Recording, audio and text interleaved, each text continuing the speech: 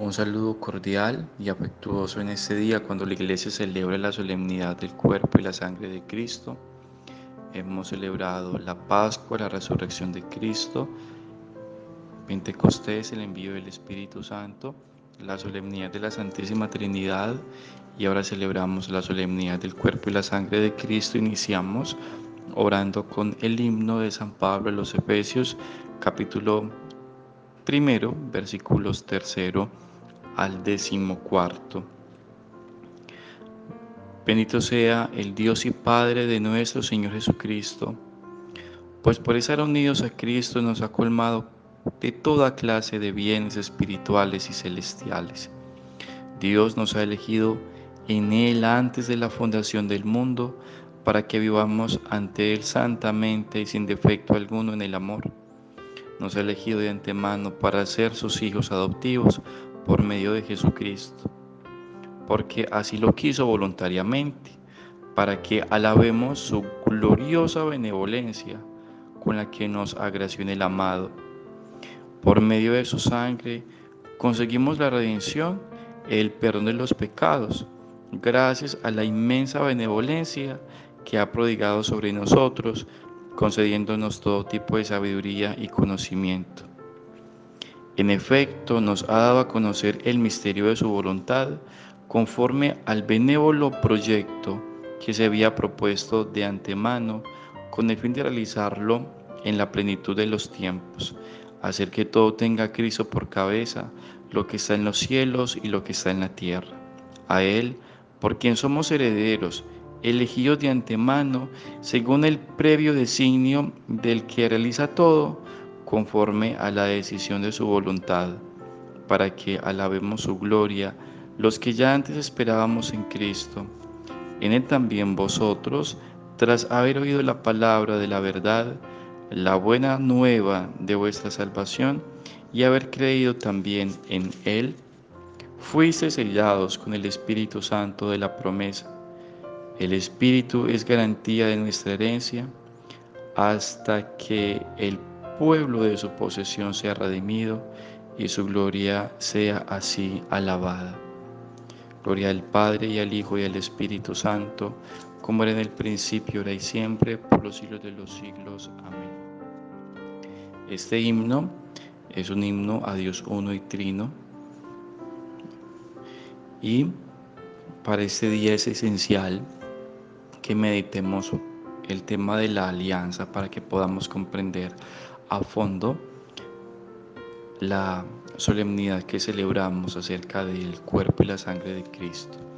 Vamos a partir reflexionando sobre aquel momento que nos presenta el libro del Éxodo en el capítulo 19, donde el pueblo se prepara para la alianza con Dios. En el desierto todos se visten de blanco porque en Dios se manifiesta en el monte Sinaí, y Dios dice,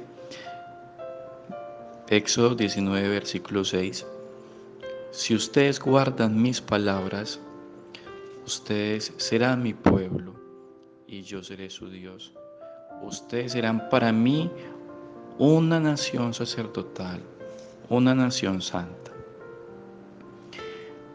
Y vamos a mirar que el pueblo hizo de aquellas palabras de Dios algo externo. Recordemos que Dios le pidió a Moisés que hiciera una morada para acampar en medio de las tiendas de los judíos, pero nunca los judíos consultaron al Señor. Decían ellos que ese Dios les daba miedo. Decían a Moisés, por favor, ve tú y cuando regreses cúbrete tu rostro porque nos da miedo de el resplandor de la gloria de Yahvé en tu rostro. Y es la misma historia nuestra, que seguimos temiendo a la luz, a la gloria de Dios, debido a la elección del pueblo de no estar en contacto con Yahvé. La alianza se rompe porque el pueblo no guarda las promesas, y entonces luego envía a Dios a profetas. El profeta más grande fue Moisés, Isaías, Ezequiel, y los demás profetas, pero vamos a quedar nosotros en el profeta Jeremías. Jeremías capítulo 31, verso 31, donde dice el Señor algo que es muy doloroso, pero muy esperanzador. Él dice: haré una nueva alianza con mi pueblo, no como la que pacté con los antepasados, una alianza nueva y eterna, y escribiré mi ley en sus corazones. No tendrá que adoctrinar nadie a nadie, porque todos me conocerán. Y cuando miramos a Jesús, en ese misterio de la encarnación, que Él asume nuestra condición humana, la teología lo llama sin catábasis. Dios se hace pobre por nosotros. Ese Dios y hombre, Jesús es Dios y hombre, se limita por nosotros, pero es para enriquecernos también, porque Él luego hace una anábasis, porque Él nos diviniza. Y es genial porque luego de ese misterio de la encarnación vemos a Jesucristo andando por Galilea, por Traconítide, por los puertos pesqueros de Israel, cerca de Jerusalén, haciendo milagros, sanando enfermos. Y en la tarde, en la víspera del jueves de la última cena, Jesús toma el pan y toma la copa con el vino y hace algo que nunca nadie había hecho.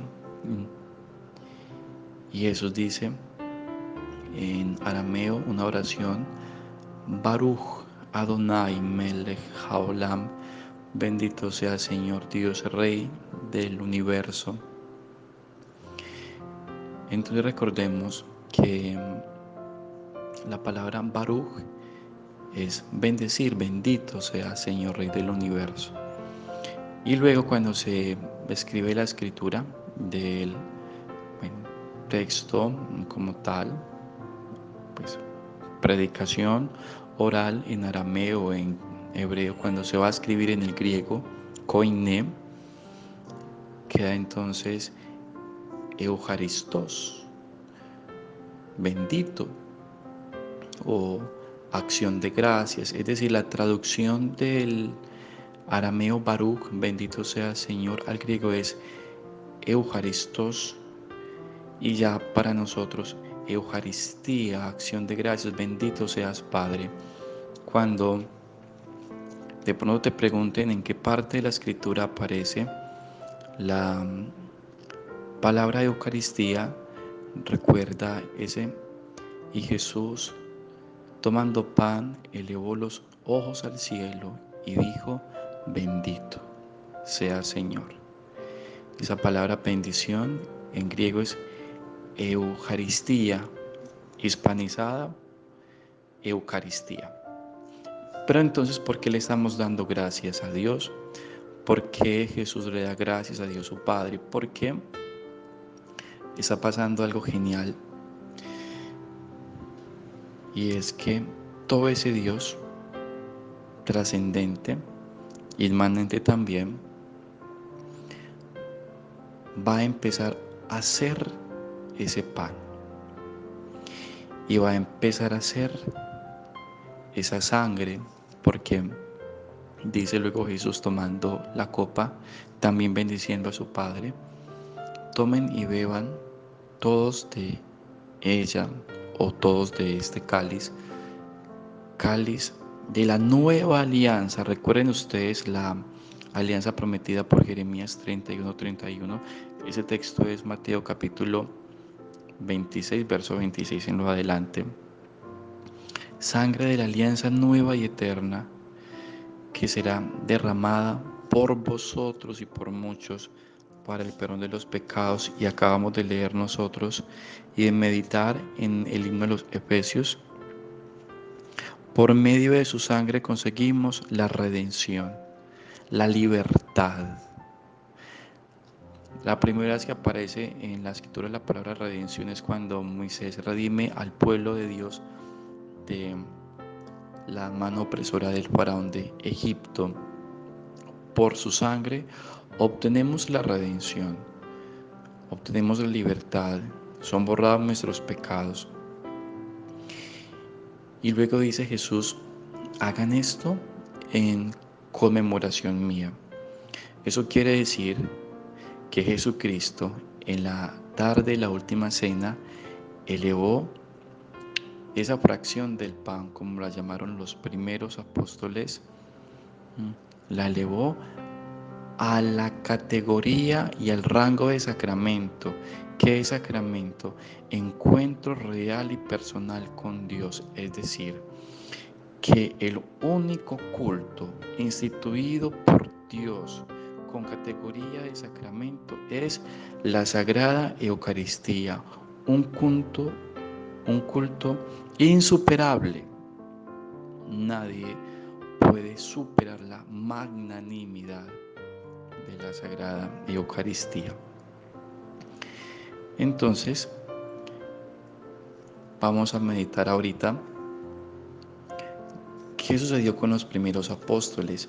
En ese momento, Jesucristo, recordemos, la carta a los Hebreos nos dice que Jesús es el sumo sacerdote santo, inmaculado y perfecto. En la última cena, Jesucristo instituye a sus apóstoles, discípulos, como los sacerdotes de la nueva alianza, así hasta nuestros días. Nuestra iglesia cristiana católica tiene algo muy hermoso que se llama la sucesión apostólica. Eso quiere decir que cada presbítero que es ordenado como sacerdote lo hace por la oración consecratoria, la imposición de manos de un obispo, ordenado este obispo por otro obispo, así hasta los apóstoles. Se llama sucesión apostólica, que está en nuestra iglesia desde el mismo Jesucristo. ¿Qué se requiere entonces para que sea una Eucaristía un sacramento válido? Algo esencial. Y aquí estamos hablando de la sucesión apostólica, porque es el mandato de Cristo, háganlo ustedes en memoria mía. Ahora entonces, cada vez que nosotros estamos unidos en la Eucaristía, estamos bebiendo su cuerpo y su sangre. Antes de llegar a ese momento de reflexión, que es el punto culmen, quiero que ustedes, por favor, tengan en cuenta lo siguiente. En el libro de los Hechos de los Apóstoles, en el capítulo 2, versos 42 a 43, encontramos para qué se reunían los apóstoles. Para la enseñanza de los apóstoles con las comunidades, para la fracción del pan, para la comunión y para compartir los bienes. Entonces, ¿cómo se vive esta realidad hoy en nuestra iglesia cristiana católica? Tenemos nosotros en las Eucaristías dos momentos: liturgia de la palabra, liturgia de la Eucaristía. En esa primera parte, liturgia de la palabra, está la canción inicial o canto de entrada, está la invocación a la Santísima Trinidad. Tenemos también nosotros luego el canto del Ten piedad, el Gloria a Dios en el cielo, las lecturas de la Sagrada Escritura, la lectura del Santo Evangelio, la meditación de la palabra del Señor, la enseñanza que se hace conservando la tradición de los apóstoles. Por eso nuestra iglesia es una santa, cristiana, universal o católica y apostólica, porque lo que hacemos nosotros los presbíteros es continuar con esa voz profética de los apóstoles. Y luego entonces, desde el canto de la presentación de ofrendas, por ejemplo, acepta, oh Señor, nuestras ofrendas. Desde ahí hasta el final de la Eucaristía celebramos. La liturgia de la Eucaristía es darle gracias a Dios porque Él se ha quedado con nosotros, porque nos ha redimido, porque nos ha salvado, porque con su sangre, al recibirla, Él nos diviniza. ¿Qué quiere decir entonces lo que estamos meditando? Que cada vez que tú vas a la Eucaristía, que comulgas sacramentalmente, estás recibiendo el mismísimo cuerpo y la mismísima sangre de Jesús, ese Dios tan eterno como el Padre, que se encarnó, que se hizo hombre, que caminó junto al mar de Galilea, que curó a leprosos, que le dio la vista a los ciegos, que hizo milagros y prodigios. Estamos recibiendo el cuerpo y la sangre de ese Cristo, y atención, es un cuerpo y una sangre glorificada, porque Él ya ha resucitado, porque Él ha vencido la muerte. Por eso, lo que experimenta el alma al recibir el cuerpo y la sangre de Cristo es nueva vida, es nueva paz, porque quien vive en Él, quien come su cuerpo y bebe su sangre, recordemos el Evangelio de San Juan capítulo 6, quien come mi cuerpo y bebe mi sangre tiene vida eterna. Aquí hay que reconocer la grandeza de nuestra fe. En ninguna otra experiencia religiosa, espiritualidad, podríamos alimentarnos del cuerpo y de la sangre de Dios. Por ese motivo es que la Iglesia lo está celebrando gracias a que en el siglo XII Santa Juliana, una niña que quedó huérfana, fue educada por monjas agustinas, luego se convirtió en la abadesa del monasterio. Era muy piadosa, de la Eucaristía, como siempre las mujeres llevan la delantera en el ámbito de la fe. Habló con el Papa Urbano IV acerca de la necesidad de que las personas reflexionáramos aún más en este sacramento, en este misterio, porque la revelación está ahí. Si leemos las Sagradas Escrituras, les acabo de comentar el texto de Hechos, capítulo 2, verso 42 a 43, vamos a mirar cómo el culmen de la evangelización, el culmen de decir Jesús es Dios, Él está vivo, lo envió el Padre, nos envió el Espíritu Santo, aparece en la carta a los Corintios, capítulo 11, verso 23, especialmente todo el capítulo 11, y en todo el Nuevo Testamento como el culmen de la evangelización. Solo que es un misterio manifiesto, pero que para muchas personas no es conocido, por muchísimas realidades, porque ha hecho falta más formación, porque ha hecho falta más interés de parte de muchísimas personas, porque estamos actualmente en un mercado de espiritualidades diferentes, donde hay una relatividad espiritual impresionante, donde la gente no sabe qué pensar, no sabe qué creer, donde ya no prima el gnosticismo, sino el agnosticismo y la indiferencia. Pero para ti que te interesas en conocer esta realidad, ese misterio, ya sabes la grandeza de ese sacramento, y puedes participar de él gracias a tu vida bautismal, a tu vida sacramental. Luego hablaremos de la vida sacramental, y gracias a la acción del Espíritu Santo, que en cada Eucaristía está transformando ese pan y ese vino en el cuerpo y la sangre de Jesús, en los ministros ordenados por Cristo, y se hace en nombre de toda la Iglesia, para gloria de Dios Padre. Que la gracia del Señor permanezca en ti, que la gloria del Señor te cubra con su gracia y con su paz. Recordemos siempre este misterio divino y sublime de Dios sacramento, Dios y hombre, cuerpo y sangre divino, un cuerpo y una sangre glorificados.